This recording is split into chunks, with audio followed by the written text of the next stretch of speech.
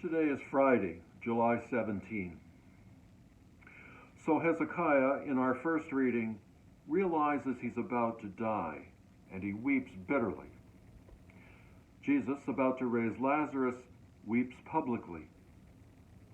Jesus, on his way to Calvary, encourages the daughters of Jerusalem to weep copiously for themselves and their children. The desert fathers and mothers who fled the cities for contemplative life in the desert in the 2nd to 4th centuries, wept endlessly over the tragedies and injustices of the world.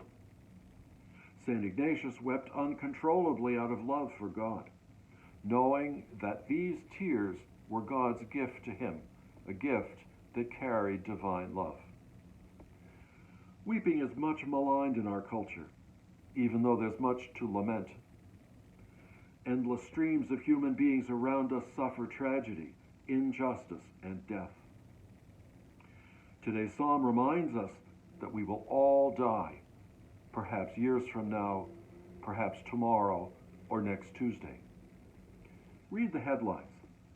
Listen to Ivanka speaking for the White House tell millions of unemployed Americans to just find something new.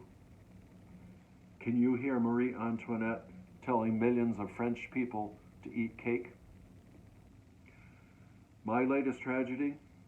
Thousands of Ethiopian migrants in Yemen, caught between the Saudis and the Houthis, forced from their homes, shot and killed as utterly unwanted people. I used to live in Yemen, and our office was staffed by Ethiopians, so it all seems very personal to me. This is Jesus' great insight. All human tragedy and injustice are personal to all of us. By the grace of God, it isn't us, but it could be. The magnitude of the tragedy and justice overwhelms us, since our ability to respond is so limited. Weeping is often our only resort, and a very good one if we have enough courage. We say in today's psalm response, "You saved my life, O Lord, I shall not die." This is the fundamental dynamic. So much that is tragic, so many reasons to be hopeful. The tragic energizes our efforts to love more and fight for justice. Our efforts give us and give others hope. Our weeping recognizes our limitations, yet also releases our love into the world.